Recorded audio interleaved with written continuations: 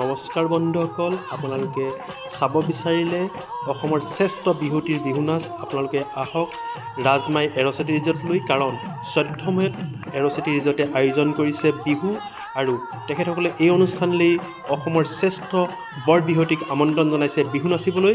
আৰু লগতে তেখেতসকলে আয়োজন কৰিছে সদৌ অসম ভিত্তিত মৌকুঁৱৰী প্ৰতিযোগিতা।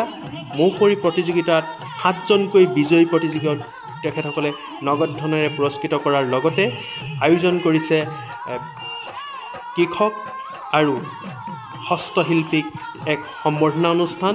আহক আমি সকলোৱে 14 মে'ত অনুষ্ঠিত হ'বলগীয়া এৰ'চেটি ৰিজৰ্টৰ বিহু অনুষ্ঠানত অংশগ্ৰহণ কৰোঁ।